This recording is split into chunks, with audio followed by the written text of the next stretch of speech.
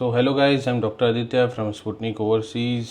तो आज का वीडियो है 2026 का जो एकेडमिक ईयर है उसके अकॉर्डिंग हमारे FMGL रेगुलेशंस फिट होती है कि नहीं। किस कंट्री के बारे में बात करेंगे? उज़्बेकिस्तान में बात करेंगे उज़्बेकिस्तान के बारे में। बट उससे पहले जो है हमने ऑलरेडी इसमें सीरीज़ बना रखा है। ये कोई नया रूल नहीं है। 2021 को NMC ने जो है इसको इम्प्लीमेंट किया था। बट अभी ये क्यों इतना हॉट टॉपिक है? क्योंकि सभी लोग इसमें डिस्कस कर रहे हैं। 2027 को जो बैच ग्रेजुएट होगा उनके ऊपर ये सारी चीज़ें जो है इम्प्लीमेंट होगी। तो अभी तक जो है हमने वीडियो बनाई थी, सबसे पहले हमने बनाई थी जॉर्जिया के ऊपर। जॉर्जिया में जो है मैंने ऑलरेडी बताया था कि वहाँ पे भी आपको 6 year MBBS plus 1 year internship, उसके बाद NPDQ एग्जाम देना पड़ेगा, तब जाके जॉर्जिया में इंडिपेंडेंट प्रैक्टिसिंग लाइसेंस मिलेगी, राइट। इसके बाद जॉर्जिया के बाद हमने बनाया था मोल्डोवा में। मोल्डोवा में अगेन एक पॉजिटिव न्यूज़ है, बट स्टिल वहाँ पे भी आपको 6 ईयर्स का MBBS प्लस 2 साल का जो है आपको PG करना पड़ेगा, रेसिडेंसी करना पड़ेगा। जो मिनिमम ड्यूरेशन होती है PG की वो 2 साल की होती है, 2 से 3 साल का, डिपेंडिंग अपॉन योर सब्जेक्ट। आप कौन सा सब्जेक्ट जो है इसमें चॉइस करते हैं उसके अकॉर्डिंग है। बट मोल्डोवा में जो है कोई लाइसेंसिंग एग्जाम नहीं होता। रीजन बीइंग ये वो जो है एक ही इकलौती यूनिवर्सिटी है मोल्डोवा में, मेडिकल यूनिवर्सिटी। तो उस वजह से जो यूनिवर्सिटी की फाइनल एग्जाम है it is considered as licensing exam. तो जस्ट आपको मिनिस्ट्री ऑफ हेल्थ से रजिस्टर करना पड़ता है मोल्डोवा में। But again it will cost 8 years. But अगर आप कंपेयर करें तो 8 साल उतनी बड़ी बात नहीं है, क्योंकि आप मोल्डोवा के अलावा और कोई भी देश चले जाओ तो मिनिमम 7.5 ईयर्स तो वैसे भी आपको देने ही है। और उसमें भी आपको कोई गारंटी नहीं है कि आप फर्स्ट अटेम्प्ट में उस कंसर्न कंट्री की आप लाइसेंसिंग एग्जाम क्लियर कर लेंगे, राइट। तो इसीलिए उससे अच्छा 8 साल जो है वहाँ पे टाइम देना अच्छा है, क्योंकि डायरेक्टली आपको लाइसेंस मिल जाएगी। ये मेरा एजम्पशन है, आप डिसाइड कर लीजिए आपको क्या जो है रिसर्च करके आपको क्या लगता है, आप अपने अकॉर्डिंग आप जो है सोच सकते हैं, क्योंकि जाना आपको है, पढ़ना आपको है। ये मेरा एक्सपीरियंस है, हमारे एक्सपीरियंस के अकॉर्डिंग हम जो है बेस्ट टू बेस्ट आपको जो है सजेस्ट करते हैं, राइट। तो मोल्डोवा हो गया। मोल्डोवा के बाद हमने बनाया था किर्गिस्तान। किर्गिस्तान में बहुत सारे बच्चे मुझे तो ऐसा लग रहे हैं जो 5th ईयर में बच्चे पढ़ रहे हैं, 5th 4th ईयर, जिनके कमेंट आ रहे हैं तो उनका देख के मुझे ऐसा लग रहा है वो तो वहाँ पे पढ़ने के लिए गए नहीं है, आप सिर्फ खेलने के लिए गए हो, टाइम पास करने गए हो किर्गिस्तान, ठीक है। एक भी कमेंट जो है मीनिंगफुल कमेंट नहीं है, आप मीनिंगफुल डाउट्स नहीं पूछ रहे हो। Just you are coming in my DM और कमेंट सेक्शन, सिंपली आप ये बोल रहे हो किर्गिस्तान को जो है आप डिफेम मत करिए, यूनिवर्सिटी को डिफेम मत करिए। देखिए हम यहाँ पे जो है पाथवेज एक्सप्लेन कर रहे हैं, अवेयरनेस क्रिएट कर रहे हैं कि किस कंट्री में क्या रूल्स एंड रेगुलेशंस हैं, वहाँ पे कैसे आपको लाइसेंस लेना है, उसके रिगार्डिंग जो है हम डिस्कशन कर रहे हैं। यहाँ पे मैंने कोई स्पेसिफिक यूनिवर्सिटी के बारे में डिस्कस नहीं किया। अगर एज अ कंसल्टेंट आप मुझसे पूछोगे, मैं स्पेसिफिकली रशिया में करता हूँ। रशिया में भी जो मेरी फेवरेट है वो है मॉस्को सिटी सेंटर में, बट वहाँ पे पढ़ने के लिए आपको 80 to 90 लाख बजट होना है। बट तभी मैं उस यूनिवर्सिटीज को प्रमोट नहीं करता हूँ, राइट। और जनरली भी आप देखोगे मैं रशिया में ऐसा कोई जो डायरेक्ट 14 to 15 यूनिवर्सिटीज है वहाँ पे करता हूँ। फ्रेंकली स्पीकिंग मॉस्को सिटी को छोड़ के आप कहीं पे भी पढ़े, एजुकेशन लेवल सेम ही है, कुछ खास आपको फर्क मिलना नहीं है। यूनिवर्सिटी का फीस ऊपर नीचे होगा, कंसल्टेंसी का फीस ऊपर नीचे होगा, सिटी कुछ मॉडर्न होगा, डेवलप नहीं होगा, बस इतना ही फर्क है। एक्स्ट्रा ऐसा एक्स्ट्रा ऑर्डिनरी वाव फैक्टर ऐसा कुछ भी है नहीं, ठीक है। तो रशिया के बारे में डिस्कस करेंगे।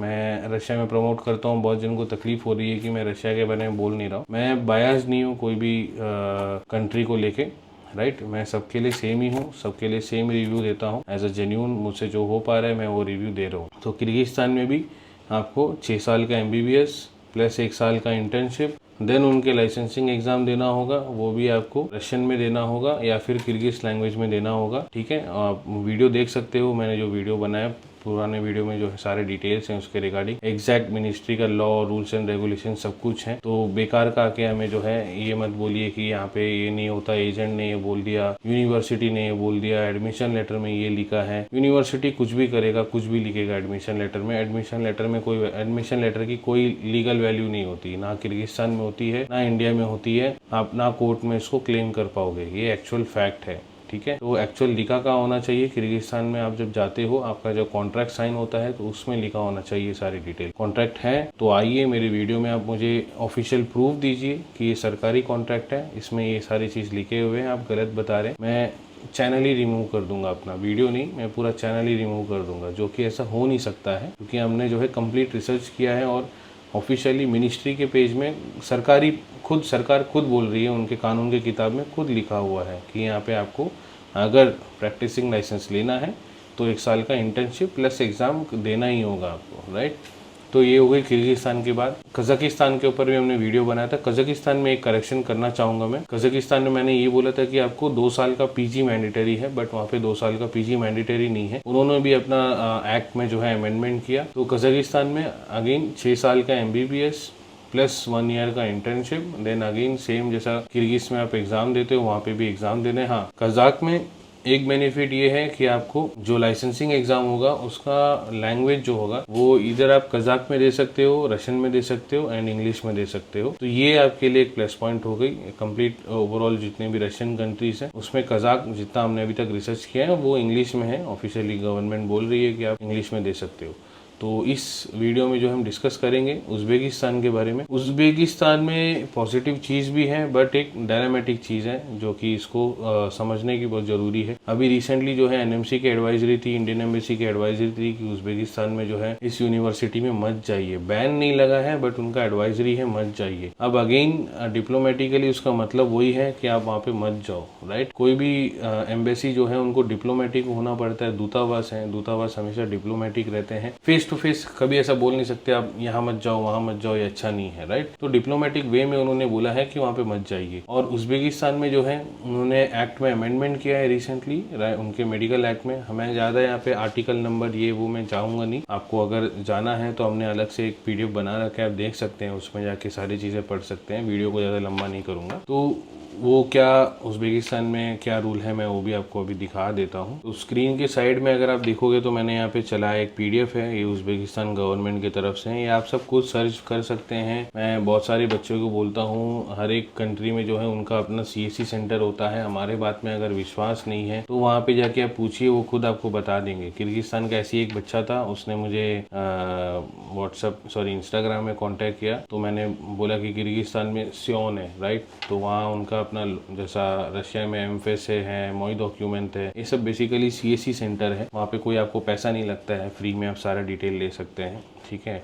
एंड जितने भी गवर्नमेंट सर्विसेज हैं वो सब फ्री में आप अवेल कर सकते हैं। मैंने उनको बोला आप जाके पूछने के लिए, तो उनका ये जवाब था, उन्होंने बोला FMG का तैयारी करो बेटा, यहाँ में लाइसेंस इजीली मिल जाता है। अब ऐसे बच्चे देखो यार, सिंपल से बात है, आप को मानना है आप मानो, नहीं मानना है आप मत मानो। 2027 को आपको जब साल होगा, बैच ग्रेजुएट होगी, आपको खुद सब क्लियर हो जाएगी, राइट। इसमें और एक ग्लिच भी है, वीडियो के एंड में मैं आपको बताऊंगा बहुत सारे कंसल्टेंट कैसे बेवकूफ़ बनाते हैं। तो इसमें देखिए मैंने इंग्लिश ट्रांसलेशन किया है यहाँ पे, राइट। स्क्रीन के साइड पे यहाँ में सारे डिटेल्स लिखा हुआ। मैं आपसे बात करते करते स्क्रॉल ही कर दिया मैं नीचे। तो इसमें सारे डिटेल्स दिए हुए हैं वर्क के रिगार्डिंग, कितना वर्क होना चाहिए, क्या क्या क्राइटेरिया होना चाहिए काम करने के लिए, क्लिनिकल, रेसिडेंशियल, सारा चीज़ें। ये लिंक जो है, आप जेन्युइन बच्चा जो है, अगर आपको एडमिशन लेना है आप मुझसे आप कांटेक्ट करो। हमने अलग से एक PDF भी बना रखा है, तो उसमें सारा डिटेल अवेलेबल है विद आर्टिकल नंबर एवरीथिंग, ताकि आपको ये ना करना पड़े, ठीक है। तो ये देखो मेडिकल स्टाफ, यहाँ पे मैंने सारा चीज़ निकाल के रखा है ताकि आपको हेल्प हो, क्या क्या इनका लॉ है उज़्बेकिस्तान में, ठीक है। तो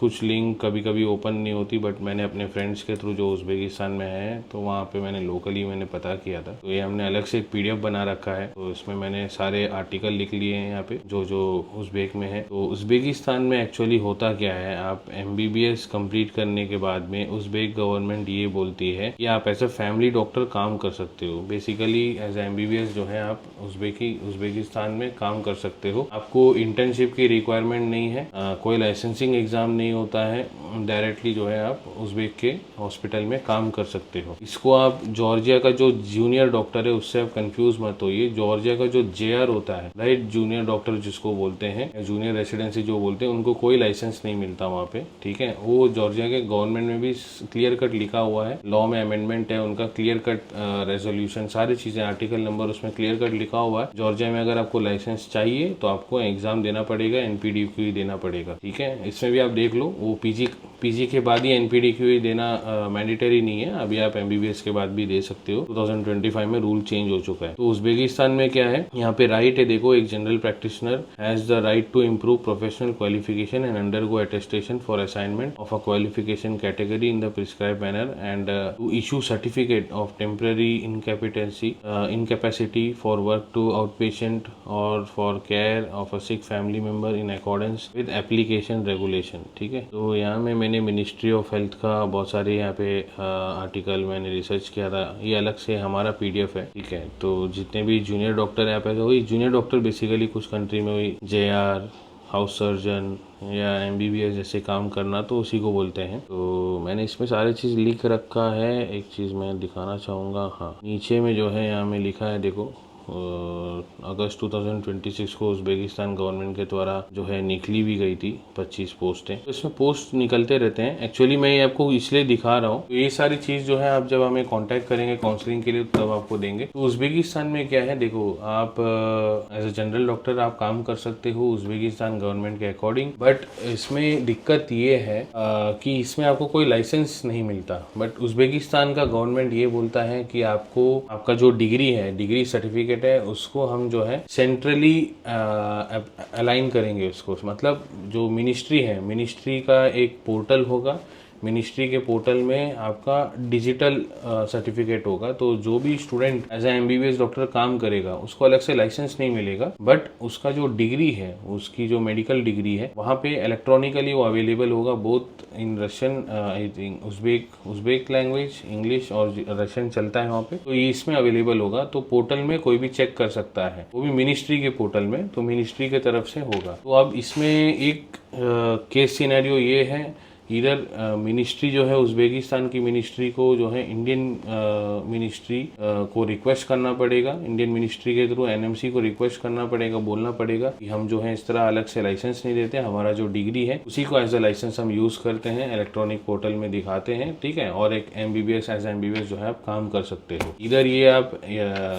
जो इंडियन एम्बेसी इन उज़्बेकिस्तान है उनके थ्रू जो है एनएमसी को बोला जाएगा, या फिर डायरेक्टली उज़्बेकिस्तान गवर्नमेंट कुछ लेटर या कुछ इसमें इशू करेगी। बट ये तो फॉर श्योर है कि उज़्बेकिस्तान में आपको जो है एज अ इंटर्नशिप आपको कुछ करने की जरूरत नहीं है, एज अ जेआर आप जो है काम कर सकते हो लीगली। वो जितने हमने आर्टिकल पढ़े इसमें क्लैरिफाई हो गया। बट डाउट ये है कि ये मेरे बोलने से इसमें होगा नहीं, इसको जो है एनएमसी के द्वारा, सॉरी इंडियन एम्बेसी जो इन उज़्बेकिस्तान, उनके द्वारा एनएमसी को जो है ये पुटअप करनी चाहिए, ठीक है। और ये इंटरनेशनल प्रोसेस ऑलरेडी थोड़ी बहुत लेंथी होती है, टाइम कंज्यूमिंग ज्यादा है इसमें, क्योंकि एम्बेसी को और भी बहुत सारे काम होते हैं। तो ये हमें कब पता चलेगा, ये पता चलेगा 2027 को जब बैच ग्रेजुएट होगी, तो तब इसका एग्जैक्ट सिनेरियो पता चलेगा। तो अभी आप जो है उज़्बेकिस्तान जा सकते हैं क्या, तो इसका आंसर मुझे भी नहीं पता, क्योंकि ऑलरेडी वहाँ में यूनिवर्सिटी को लेके इतने प्रॉब्लम हो रही है। अभी बीच में उज़्बेकिस्तान ने कंप्लीट एडमिशन जो है क्लोज कर दिया। उसके बाद आप देखे होंगे अगस्त में रिसेंटली मीटिंग भी हुई थी हमारे इंडियन मिनिस्ट्री में, इंडिया विजिट किए थे उज़्बेकिस्तान की मिनिस्ट्री, और मीटिंग हुआ, कुछ रेजोल्यूशन निकला। तो उसमें अभी उज़्बेकिस्तान में क्या है, देखो बहुत सारी यूनिवर्सिटी के आपने मनमानी एडमिशन करती है, चाहे प्राइवेट हो या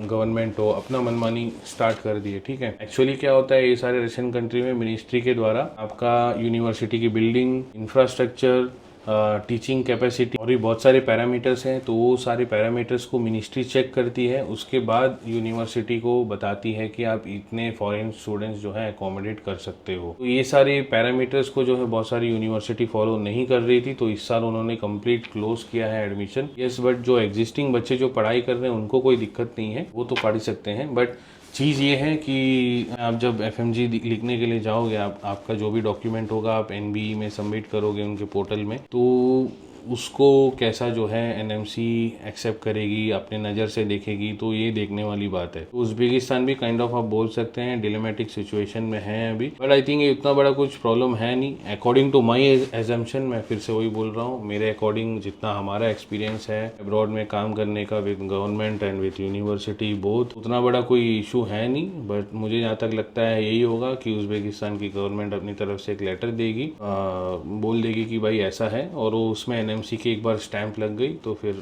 सॉरी एम्बेसी की एक बार स्टैंप लग गई तो फिर वो एनएमसी में वर्कआउट कर लेगी। उतनी कोई बड़ी बात है नहीं, क्योंकि उनका जो डिग्री में उसका रजिस्ट्रेशन नंबर है, उज़्बेकिस्तान गवर्नमेंट के लॉ में लिखा हुआ है कि वो जो रजिस्ट्रेशन नंबर है उसी को, डिग्री का जो नंबर है उसी को हम as a registration number count करेंगे, या लाइसेंस नंबर जो है हम उसको काउंट करेंगे। तो इसमें कोई दिक्कत नहीं है। और एक चीज़ मैंने जो वीडियो के बिगनिंग में बताया, किर्गिस्तान में ये बोला है कि यूनिवर्सिटी की तरफ से सर्टिफिकेट मिल जाएगी। देखो भैया, यूनिवर्सिटी का कोई अथॉरिटी नहीं है कि वो आपको सर्टिफिकेट जारी कर दे। हाँ, ये बहुत सारे कंसल्टेंट बोलते हैं कि यूनिवर्सिटी की तरफ से सर्टिफिकेट मिल जाएगा कि आप एलिजिबल हो हमारे देश में लाइसेंस लेने के लिए। एनएमसी ने वो कहीं भी ये मेंशन नहीं किया है कि आपको ऐसा कुछ सर्टिफिकेट लेके आना है जहाँ पे ये लिखा हो कि आप एलिजिबल हो उस देश में लाइसेंस लेने के लिए। आपको उस देश का लाइसेंस ही लेके आना है, वो आपको दिखाना पड़ेगा, राइट। एक लाइसेंस आप वैसे भी लेके नहीं आ सकते क्योंकि उसमें अटेस्टेशन और नोटरी होता है। तो चीज़ यही है, कोई भी ऐसा NOC सर्टिफिकेट आपको नहीं लेके आना है, वो नहीं चलेगा। किर्गिस्तान में अभी यही चल रहा है, बहुत सारे एजेंट यही बोल रहे हैं, फिलीपींस का भी यही बोल रहे हैं, जॉर्जिया का भी सेम सीन है, कजाकिस्तान का भी सेम सीन है, इवन रशिया का भी सेम सीन है जहाँ पे मैं कर रहा हूँ, ठीक है। वो जो अलग से जो लेटर है जिसमें यूनिवर्सिटी का सील स्टैम्प थप्पा लग जाएगा, ठीक है, और नीचे लिखा होगा बॉक्स में कि आप जो है हमारे देश में डॉक्टर बनने के लिए लायक हो, क्षमता है, एलिजिबल होने के लिए रेडी हो, ठीक है, वो लेटर आपका काम नहीं चलेगा। NMC में जो बैठे हैं वो बेवकूफ़ नहीं है, एम्बेसी में भी जो बैठे हैं IFS इतना UPSC की पढ़ाई करके वो भी बेवकूफ़ नहीं है, उनको सारा चीज़ पता है। तो एजेंट के बात में आप मत पढ़ो,